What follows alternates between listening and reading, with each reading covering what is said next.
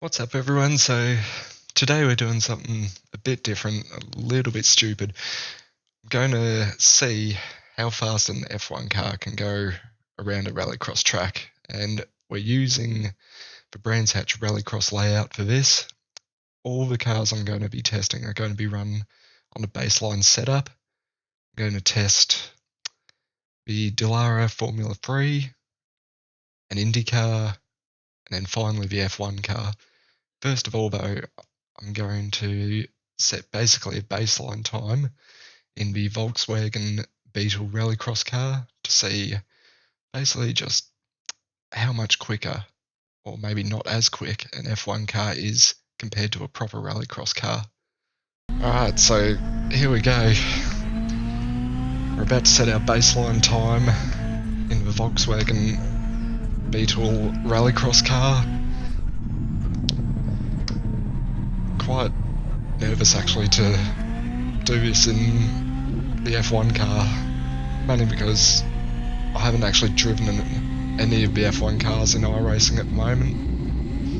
Be a lot of limiter bashing on this baseline setup in the Beetle. Now we get onto the dirt.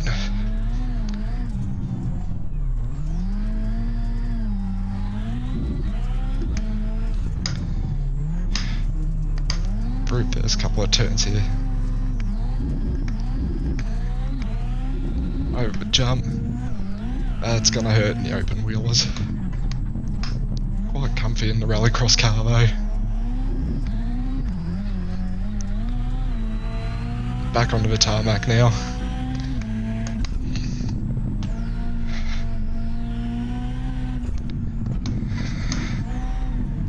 This Rallycross car just has so much grip on the dirt, and even more so when it comes onto the tarmac. But this is going to be our baseline time, and we've done it 59.4. So that's going to be our baseline time in the Rallycross car. Now we're going to see what the open wheelers can do. Alright, so now it's time to try out the F3 car and see just how bad this is at Rallycross. I do not see this going well at all, and oh good god, this is so bad.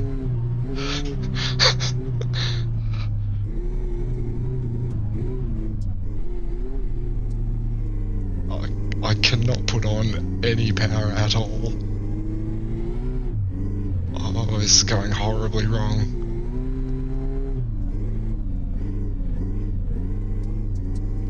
I'm not actually sure how we're going to get this across in any and over jump. Oh god. Asphalt and slow again. Your front wing is damaged. This is fun, but... Alright.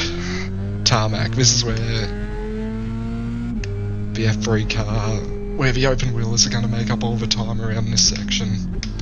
Alright. So let's go for a lap around Brands Hatch Rallycross in an F3 car, because this is a really smart idea, this is fine. People do this all the time. And now onto the dirt.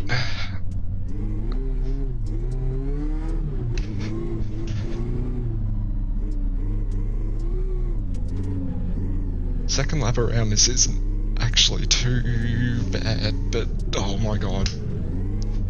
I had to go back down to second there because this dirt section is just almost undrivable. I have a feeling this is actually going to be far slower than a Rallycross car.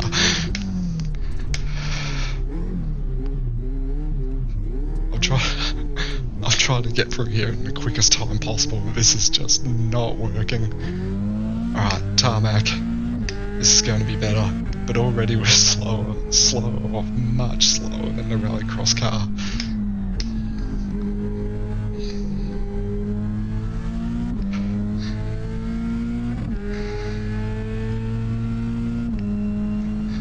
So we're going to come across the line and do a 113.8. Not a bad effort from a little F3 car, but that was almost undrivable. Very fun, but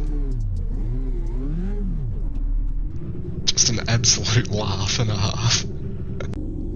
Okay, so because the F3 so well, we're going to now try this with a bit more power, and we have jumped in to the Indycar. And I'm kind of fearful. I really don't imagine this going well at all. But we're going to give it a crack anyway, because why not? We're doing this to see basically if these cars can hold their own against a proper rallycross car.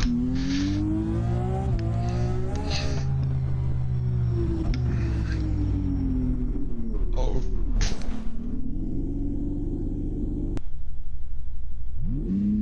Right, so take two. Let's try this again. What I've figured out so far is that Indycars do not like dirt at all.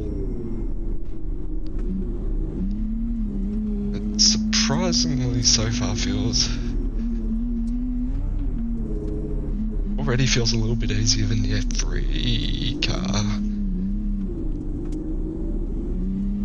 he says as he applies the smallest bit of power possible to try and stay in a straight line. Jump. Oh god.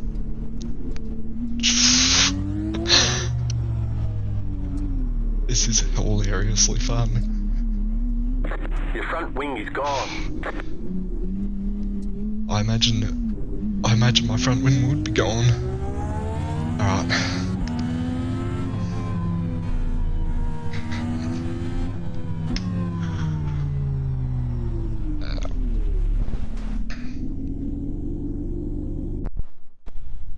Alright, so take three. First time I went off on dirt, first time I went off on the tarmac. So I'm not doing well at all at the moment, but let's try this again and see what happens. I know I can attack the dirt a bit harder in this car versus the F3, especially that turn 1. But I'm just sort of gonna roll around and try not putting on much power at all to see if that helps. It does actually seem to be helping a bit, but I'm pretty sure the Beetle would have already been halfway around the track by now. That jump gets me every time.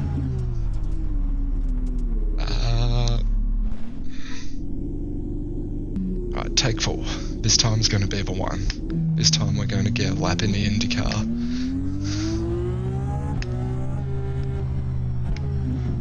I've sort of got to pump myself up a little for this. It's terrifying. Huge amounts of fun, but terrifying.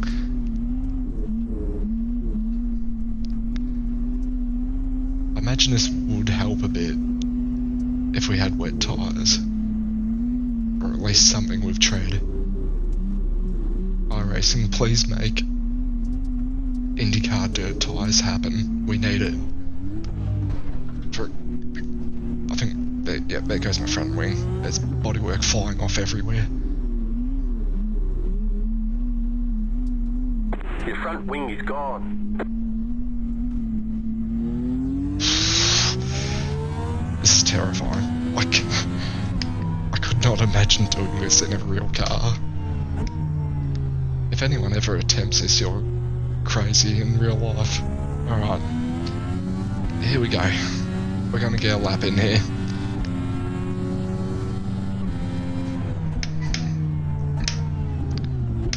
Braking a lot earlier than you usually would in an IndyCar around here. Alright, now slow and steady. We're just trying to get a lap in. Just one lap will do.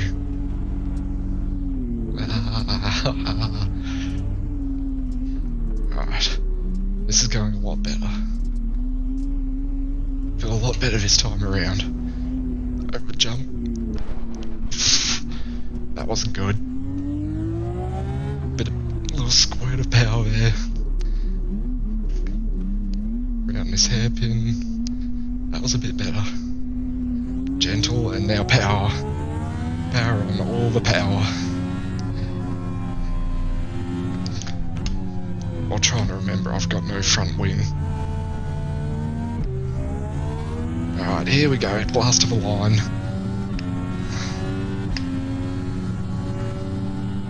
And it's a 104.3, 104.4. That'll do. So that's the closest we've gotten to the Beetle so far. Alright, so now it's time for the big one. Probably the only car I can actually see beating the Rallycross car at Rallycross. And we are going to be using the Mercedes W12 F1 car. This is my first time actually driving this car, so it's probably not the best indication of how it would do on a rallycross track, but we're just going to go out there and give it a crack anyway. I'm going to have my energy set to harvest during my outlap, and then we're going to go for a hot lap on full power DRS to try and beat this rallycross time that VW set earlier on. Alright, so here we go in the W12 AMG Mercedes. I did have an attempt at this just before, and hence now why I'm having another attempt is because my first attempt was absolutely horrible. So we're just going to take it really easy on this outlap.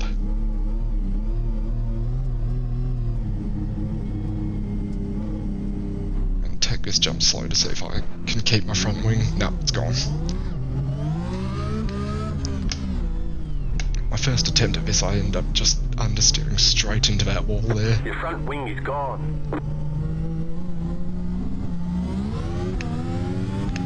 Jeez, this thing's quick.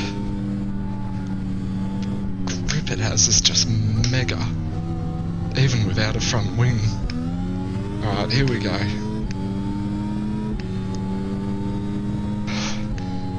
I actually have to concentrate. This.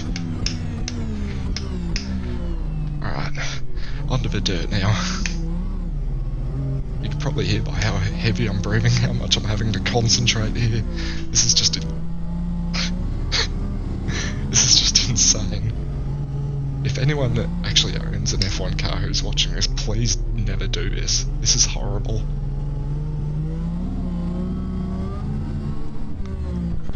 Not just because it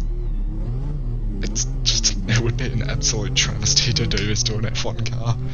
So please just don't. Alright, here we go. This is where we're going to make the time back here.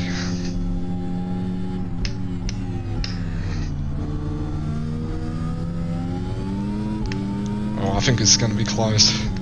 This has to get close to the rally car, surely. And it's beaten it.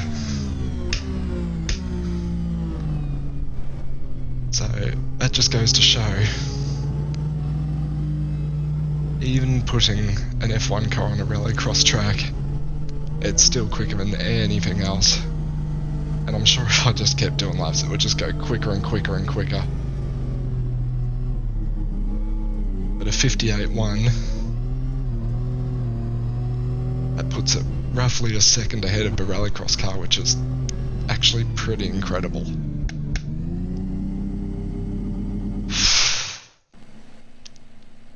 That was a lot of concentration. A lot of concentration. It looks so sad just crawling around.